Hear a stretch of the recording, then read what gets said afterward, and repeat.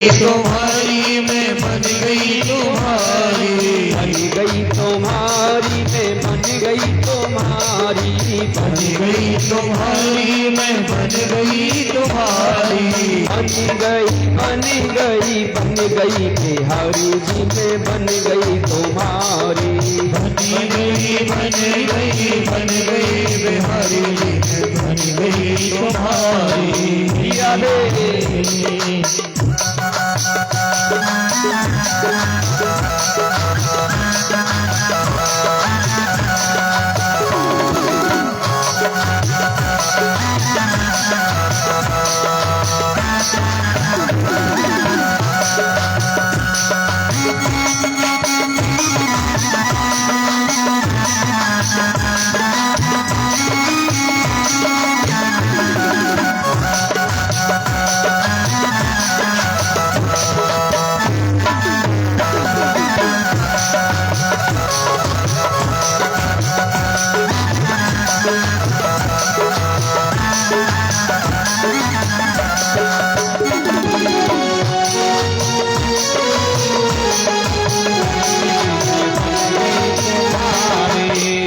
तो तुम्हारे माथे का टीका, हम तो तुम्हारे माथे का टीका, हम तो तुम्हारे माथे का टीका, हम तो तुम्हारे माथे का टीका, तुम्हें हो शान हमारी बिहारी जी में बन गई तुम्हारी, बन गई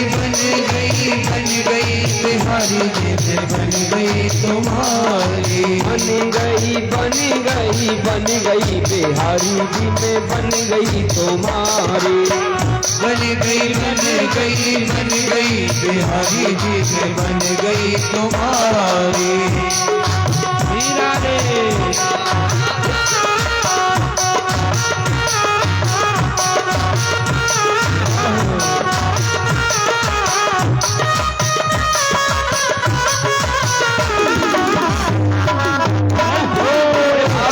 ताली सेवा करते हुए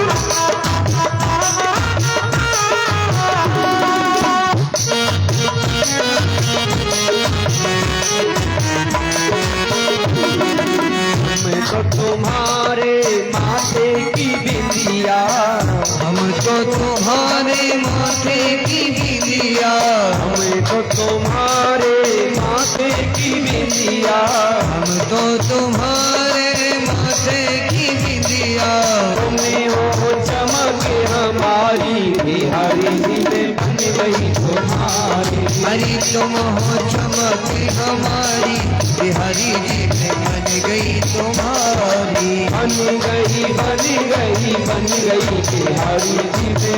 गई तुम्हारी, बन गई बिहारी जी में बन गई तुम्हारी, बन गई तुम्हारी मैं बन गई तुम्हारी, बन गई तुम्हारी मैं बन गई तुम्हारी, बन गई तुम्हारी बन गई तुम्हारी, बन गई तुम्हारी मैं बन गई तुम्हारी,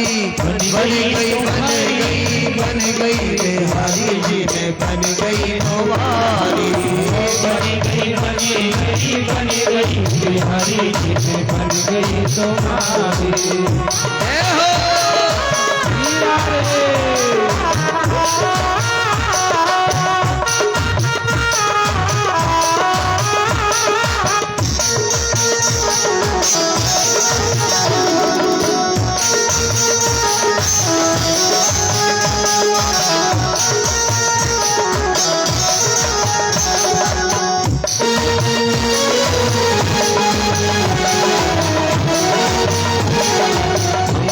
तुम्हारे मुख की मुरलिया, हम तो तुम्हारे मुख की मुरलिया, हम तो तुम्हारे मुख की मुरलिया, हम तो तुम्हारे मुख की मुरलिया, तुम्हें हो थाने हमारी बिहारी जी मैं बन गई तुम्हारी।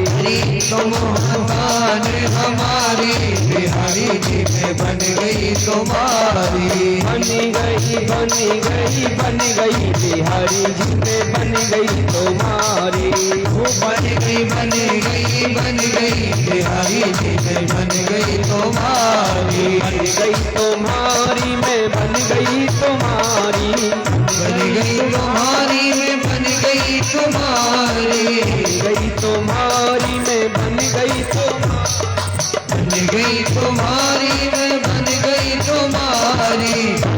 बन गई बिहारी जी में बन गई तुम्हारी। बन गई बिहारी जी में बन गई तुम्हारी। बन गई बिहारी जी में बन गई तुम्हारी।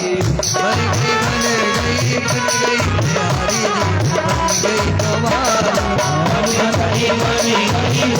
बिहारी जी में बन गई तुम्हारी। बन गई बिहारी जी में बन गई तुम्हारी। बन गई बिहारी जी में बन गई तुम्हारी। बन गई बिहारी जी में बन गई।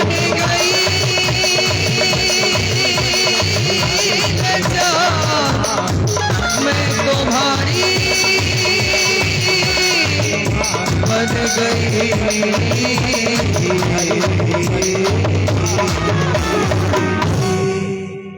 बोली वृंदावन बिहारी लाल की, राधा रानी सरकार की जय। भागवत महापुराण की जय। जय जय श्री राधे श्याम। बंधुओं मैयाओ, अब तुम ते तो पूछो ही कहा। कल कथा सुनवे आए कि नहीं आए? कल कथा सुनने कौन कौन आए? अच्छा, ये बच्चे तो सब आए थे। हाँ, बहुत बढ़िया। कितने बजे आए भैया? कितने बजे आए? 3:30 बजे। अच्छा, तो ये बताओ कल की कथा में आपने क्या क्या सुना?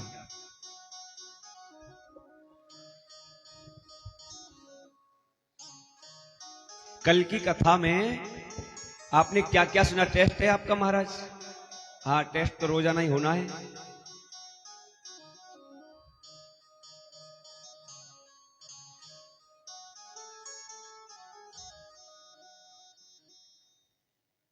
हाँ, नहीं पता का हुए? अभी तो विचार बना लो कि तेने कहा सुनी और हमने कहा सुनी। जब मिलकर के बतावेंगे कि क्या क्या सुना था। बिना माइक के बता दो, हम तो सुन लेंगे। माइक में बोलने को तो हमें ही काफी है। हाँ, कोई नहीं, हमें ही बतानी पड़ेगी। आप तो बताओगे कहा। कल महाराज पृथु की कथा, जड़ भरत जी की कथा, राजा रोकड़ का संवाद, 28 नरकों की कथा, प्रहलाद जी का चरित्र, अजामिल का उपाख्यान और सूर्यवंश का वर्णन, ब्रह्मर्षि सौभर जी की कथा और अंत में कन्हैया का जन्म।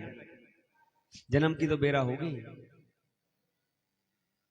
हमारा महादेव पूछ रहा था हमसे, कल उसने देखी होगी, फेसबुक पर चल रही है, तो घर टीवी में लगा करके देखी, तो मेरे को फोन आया, पापा जी तुम वहां पढ़ाते हो किसी को? मैंने कहा क्यों? बोले आपको सुना था टीवी में ये कह रहे थे पापा जी कि टेस्ट देने के लिए तैयार हो जाओ। लेकिन हमें तो ऐसा लगा यहाँ पढ़ने वाले ही कम है। हाँ, तो कल हमने भगवान के प्राकट्य का दर्शन जेलों में किया। जिस प्रकार से भगवान ने और राजा कंस की जेलों में जन्म लिया, और कल भगवान की प्राकट्य का दर्शन हमने किया। भगवान का प्राकट्य हुआ, भगवान ने अवतार लिया। अब आगे की कथा कहते हैं महाराज,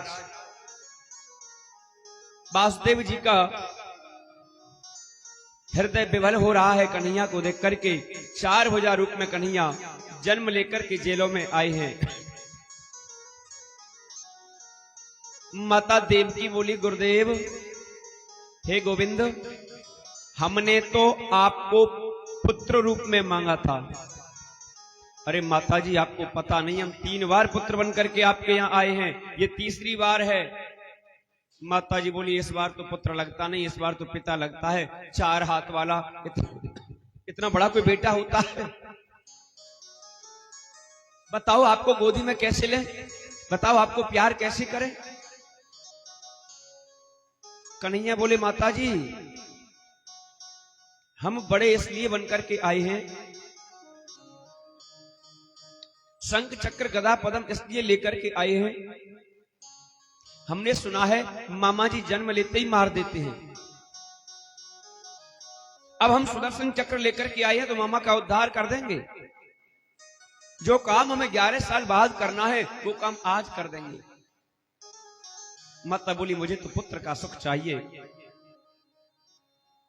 भगवान बोले, देखो ऐसा है, हम छोटे हो जाएंगे तो फिर आपको हमारी रक्षा करनी पड़ेगी।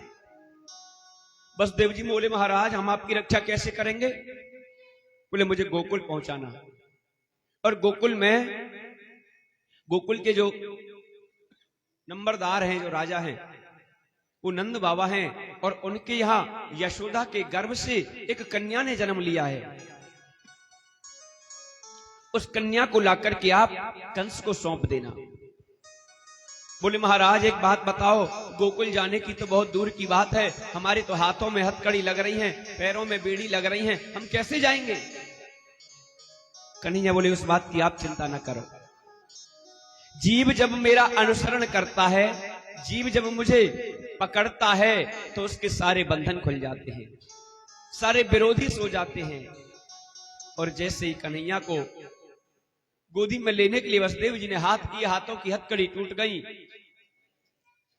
छाछ में रखा, सूप में रखा, माता ने प्यार किया और लेकर के चलने लगे तो पैरों की बेड़ी खुल गई, सारे पहरेदार सो गए, जितने विरोधी थे सब सो गए। लग रहे वज्र के वार के ठुकरे गुजराती तारे, वज्र के किवार गुजराती तारे अपने आप खुल गई। मथुरा की नगरी पर योग माया ने पहरा दे दिया, समस्त मथुरा नगरी को योग माया की नींद में सुला दिया। मंदी मंदी जलधारा लेकर के यमुना जी को पार करके और वसुदेव जी गोकुल पहुंच गए। कहां पहुंच गए? गोकुल। गोकुल में नंद बाबा के महलों में मैया यशोदा ने एक कन्या को जन्म दिया। रात्रि में उस कन्या को लेकर के और भगवान को सुला दिया, कन्या को लेकर के आ गए। अब जैसे जैसे कन्या को लेकर के आए, जैसे आगे बढ़ते जाएं, पीछे से सब जगते जाएं। समस्त मथुरा नगरी जग गई, जेलों में अंदर प्रवेश किया, तारे लग गए, फाटक लग गए, हथकड़ी बेड़ी लग गई, कंस के पहरेदार जग गए। किसी ने पूछा, महाराज ऐसा क्यों हुआ? जब भगवान को लेकर के गए तब तो सब बंधन खुल गए। सुखदेव जी कहते हैं, राजन, जीव जब संसार को छोड़ करके और भगवान का अनुसरण करता है तो उसके सभी बंधन खुल जाते हैं, सब विरोधी सो जाते हैं। लेकिन जब जीव भगवान को छोड़ करके माया का अनुसरण करता है, माया को पकड़ता है, तो भैया उसके सब विरोधी जग जाते हैं और फिर से सभी बंधन बंध जाते हैं। वसुदेव जी भगवान को छोड़ करके आए और माया को लेकर के आए। जीव जब भगवान को छोड़ करके माया को पकड़ता है तो बंधन में बंध जाता है। कंस को पता लगा कि 8वां हो गया, कन्या ने रुदन प्रारंभ कर दिया। कंस दौड़ा दौड़ा आया और आकर के महाराज उस कन्या को छुड़ा लिया। देवकी ने हाथ जोड़े, भैया अरे कोई 8वां बेटा तुझे मारता, लेकिन ये तो बेटा नहीं है, ये तो बेटी है, ये बेटी बेचारी तुझे क्या मारेगी? कंस बोला, देवताओं की कोई पता नहीं है, उनको पता लग गया कि मैं होते ही मार देता हूं, इसलिए बेटा को बेटी बना दिया। हो सकता है ये बेटी मुझे नहीं मारे, लेकिन इस बेटी का जो बेटा होगा वो मुझे मार सकता है, इसलिए मैं इस बेटी को जीवित नहीं छोड़ूंगा। और पकड़ करके पैर जैसे ही पत्थर पे मारने लगा, वो तो योग माया कंस के सर पे लात मार करके और आकाश में अष्टभुजी रूप धारण कर लिया और कहने लगी, कंस तू मुझे क्या मारेगा? तेरा मारने वाला इस 84 कोष के ब्रजमंडल में पैदा हो चुका है। 84 कोष के ब्रजमंडल में तेरे मारने वाले ने जन्म ले लिया। अब तो महाराज कंस को और चिंता हो गई, मैंने तो इतने यत्न किए, लेकिन फिर भी क्या हुआ? इधर चलते मैया गोकुल की ओर। गोकुल के जो राजा है वो नंद बाबा हैं। गोकुल के जो राजा हैं वो नंद बाबा हैं। और बंधुओं, नंद बाबा की जो पत्नी है उनको नाम है यशोदा। यशोदा का मतलब होता है महाराज यशम ददाती इतिशः यशोदा।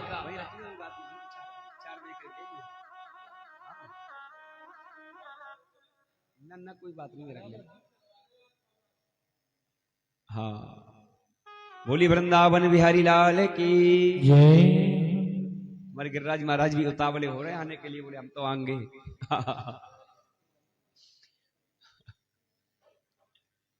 नंद बाबा की पत्नी का नाम यशोदा है। महाराज मैया की उम्र है 80 वर्ष की और बाबा की उम्र है 75 वर्ष की। नंद बाबा है 75 के और मैया यशोदा है 80 वर्ष की, 80 साल की। अब बोले महाराज बाबा तो छोटे लगे, मैया बड़ी लगे। हाँ महाराज, मैया बड़ी है। हमारे ब्रजमंडल में कहते भैया जाकी बड़ी बहू बाकी बड़े भाग्य। बड़ी बहू तो बड़े भाग्यंते मिले महाराज, लेकिन इनके कोई संतान नहीं है। बहुत दुखी, समस्त ब्रजमंडल दुखी कि देखो हमारे नंद बाबा की कोई संतान नहीं है। समस्त ब्रजमंडल यदि पूजा करता है तो मन्नत केवल एक मांगता है कि हमारे नंद बाबा की कोई संतान हो जाए, मैया यशोदा की कोई संतान। अब 75 वर्ष की उम्र में भी चाह रहे हैं कि नंद बाबा के बालक हो जाए। 80 वर्ष की मैया हो गई, फिर भी ब्रजवासियों के मन में यह भावना है कि मैया के कोई लाला हो जाए। महाराज अनेक अनुष्ठान करवाए, अनेक जप तप संयम यज्ञ दान पुण्य बहुत किए, लेकिन कोई संतान नहीं हुई। एक दिन ब्रजवासी ब्राह्मणों की एक टोली, भाषा तो समझ में आ रही होगी, साउंड की डिस्टरबेंस तो नहीं है। हाँ, ब्रजवासी ब्राह्मणों की एक टोली और नंद बाबा के पास आई। नंद बाबा से कहने लगे, नंद बाबा हम तुम्हारे लिए संतान गोपाल का अनुष्ठान करेंगे। नंद बाबा बोले भैया तुम्हारी दक्षिणा क्या होगी?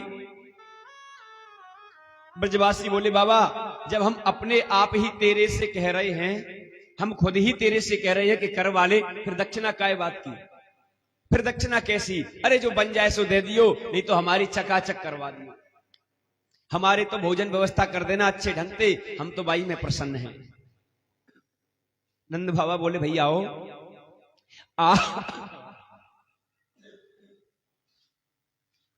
आप ये अनुष्ठान गौशाला में करो, वहां किसी प्रकार की कोई परेशानी, कोई दिक्कत, कोई आवागमन नहीं है। और गौशाला में जब ये प्रोग्राम करोगे तो खाने पीने की चिंता करने की आवश्यकता नहीं है। मेरे यहां 9 लाख गाय हैं और 9 लाख गायों का बहुत मक्खन मेरे यहां होता है। घी की कोई कमी नहीं रहने दूंगा, खाने पीने की चिंता मत करो और दक्षिणा की भी चिंता मत करना। जो भगवान कहेगा वो दक्षिणा भी मिलेगी। तो बंधुओं, नंद बाबा के यहां अनुष्ठान प्रारंभ हुआ और नंद बाबा के अनुष्ठान प्रारंभ हुआ। सभी ब्रजवासियों ने बड़े भाव के साथ में भगवान का भोग बना में प्रसादी बना में, लड्डू चूरमा बाटी बना में और भगवान के सामने रख दे में और भोग लगा में, और महाराज भगवान का भजन करें। एक दिन किसी चुगलखोर ने और नंद बाबा से शिकायत कर दी, अरे नंद बाबा, ये ब्रजवासी तेरा भजन नहीं करते, ये ब्रजवासी तेरा पाठ नहीं करते, ये ब्रजवासी तो आपस में हैं चक माल बनाते हैं, चूरमा बाटी दाल बनाते हैं और खाते हैं, ये तेरा पाठ नहीं करते। नंद बाबा कहने लगे, भैया हमने इनको संकल्प दे दिया, अब पाठ करो तो अच्छा, नहीं करो तो अच्छा। ये बोझ भार हमारे ऊपर नहीं है, ये बोझ भार तो इनके ऊपर है। फिर भी नंद बाबा के मन में एक बात आई, बोले जाकर के देखूं तो सही कि ये वास्तव में पाठ करते हैं कि नहीं। सो छुप करके नंद बाबा आज गौशाला में बैठे और ब्रजवासियों ने बड़े भाव के साथ महाराज भोग बनाया, चूरमा बनाया। मैया पता है आपको चूरमा कैसे बनता है? कुकर बना कर है चूरमा, मैया बनाया होगा। हरियाणा का बताऊं कैसे बनता है? महाराज मोटी मोटी तो रोटी बनाई और रोटी बोची, घी रड़ाया, बूरा रड़ाया, बूरा हो तो होनी चीनी रड़ाई और बांध के लड्डू सा रख दिया, बन गया चूरमा। न्यू बना कर है मैया ब्रज का चूरमा जिस दिन खा लोगे ना, उस दिन आप भूल जाओगे चूरमा क्या होता है। हाँ, खिला तो हम देंगे महाराज, लेकिन एक ही बात है, घी शक्कर सब तेरा और देख तमाशा मेरा। हाँ, पता है कैसे बनता है महाराज? पहले बेसन और आटा मिला करके और उसमें दूध डाल करके आटा लगाया जाता है, और उस आटे को लगा करके महाराज फिर मुठिया तोड़ करके ऐसे ऐसे और घी में सेकी जाती है, और घी में सेक करके उनको निकाल करके कूटा जाता है मोमदस्ता में, और कूट करके महाराज छान करके और फिर उसको घी मिलाया जाता है, बूरा मिलाया जाता है, मावा मिलाया जाता है, तब जाकर के चूरमा बन के तैयार होता है। तो महाराज ब्रजवासियों ने चूरमा बड़े भाव से बनाया और बना करके लड्डू बनाए और भगवान के सामने रख दिए और हाथ जोड़े और कहने लगे, हे भगवान लड्डू ले और बाबा को लाला दे, लड्डू ले और बाबा को लाला दे। आज तो नंद बाबा की आंखों में आंसू आ गई, इतना अच्छा भजन ब्रजवासी कर रहे हैं कि लडुआ जब मिलेंगे पहले लाला दे दे। भैया इससे बड़ा भजन और क्या हो सकता है, इससे बड़ा पाठ और क्या हो सकता है। आज ब्रजवासियों ने अपना पाठ पूरा किया, यज्ञ किया, हवन किया और नंद बाबा से बोले, नंद बाबा हम तेरे लिए आशीर्वाद देते हैं कि तेरे लाला अवश्य होगा। नंद बाबा बोले, भैया अब लाला हो या ना हो तुम अपनी दक्षिणा लो, मस्त रहो, लेकिन बंधुओं जिस माता के या जिसके घर में संतान नहीं है, कोई बेटा नहीं है, वो यदि ब्रजवासी ब्राह्मणों के द्वारा, ब्रज के मथुरा के जो ब्राह्मण हैं उनके द्वारा और संतान गोपाल का पाठ घर में करवावे, लड्डू गोपाल की पूजा घर में करे उनके द्वारा, तो उनके संतान अवश्य होती है, ऐसा इनका विश्वास है। अब महाराज नंद बाबा के यहां उम्मीद जगी, मैया बड़ी प्रसन्न भई। अब महाराज प्रसन्नता होती है ना, तो सबसे पहले खुशी किसे दी जाती है, खुशखबरी किसे सुनाई जाती है? हे मैया जोड़ते बता, सबते ही नहीं, सबसे पहले किससे सुनाई जाए? सबसे पहले मैं बताऊं, पहले तो अपनी सासू मां को बताती थी। हाँ बोले वृंदावन बिहारी लाल की। आजकल तो थोड़ा जमाना मॉडर्न हो गया ना। ए जी सुनते हो, क्या कह रही हो? और तुम पापा बनने वाले हो। महाराज पापा मारे अकड़ के फूला नहीं समावे, हम तो पापा बनेंगे। बंधु पापा पता है किसे कहते हैं? पापा किसे कहा जाता है? जो पाप से परिपूर्ण हो, जो पाप से भरा हो, उसे पापा कहते हैं। हमने आज तक अपने पिताजी को कभी पापा नहीं कहा, पहले भैया जी कहते थे, फिर थोड़ा समय चेंजिंग आई तो पिताजी कहने लगे। आजकल बच्चों में फैशन चल गई महाराज पापा और पापा। अब तो पापा भी छोड़ो महाराज, पापा भी बंद कर दिया, डैडी। और अब तो डैडी भी नहीं, अब तो डायरेक्ट डैड। डैड का मतलब होता है मरा हुआ। ये भाषा का अपभ्रंश है, कितनी अशोभनीय भाषा है। लेकिन महाराज जब हम पिताजी को पिताजी कहते हैं ना, तो आदर भाव अलग ही दिखता है। उनका डर, पिताजी के नाम का डर शब्दों में झलक जाता है, पिताजी। हाँ, अब तो डैड हो गए महाराज, और हकीकत में डैड हो गए। उनकी बच्चों के आगे चलती नहीं तो वो डैड के समान है। जिसे पिता की अपने बच्चों के आगे नहीं चले, वो पिता डैड के ही समान है महाराज। बंधु वो बंधन कहां होता है? बंधन यहीं से लग जाता है। जब बच्चा गर्भ में आता है ना, तो अलग अलग संबंध बन जाते हैं, अलग अलग बंधन बन जाते हैं। कोई कहता है कि हम पापा बनने वाले हैं, कोई कहता है हम बुआ बनने वाले हैं, कोई कहता है हम कोई मौसा बनने वाले हैं, कोई कहता है हम नानी बनने वाले हैं। लेकिन बंधु, संसार में हमारा सच्चा रिश्तेदार कौन है? संसार में हमारे सच्चे रिश्तेदार केवल दो हैं, और तो सब झूठे नाते हैं। संसार के जितने भी झूठे नाते हैं, सब स्वार्थ के हैं। माया मोह के सारे बंधन तोड़ के भगाओ, ये सब मोह माया के बंधन है। सच्चे रिश्तेदार केवल दो हैं, एक हमारे बाकी बिहारी।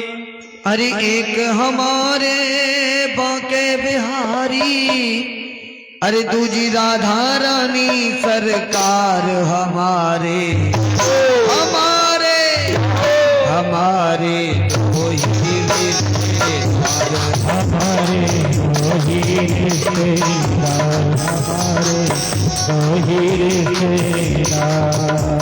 अरे एक हमारे बाके बिहारी, एक हमारे बाके बिहारी, एक हमारे बाके बिहारी, एक हमारे बाके बिहारी।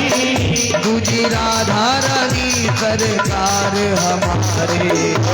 हमारे हमारे वही रिश्तेदार, हमारे वही रिश्तेदार, हमारे वही रिश्तेदार।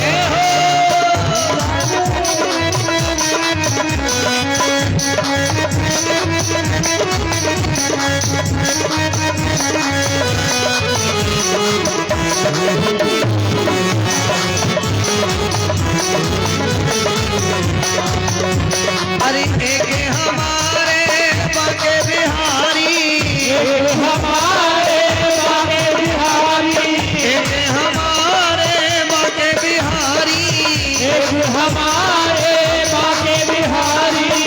दूजी राधा रानी सरकार हमारे। हमारे हमारे वही रिश्तेदार, हमारे वही रिश्तेदार, हमारे वही रिश्तेदार।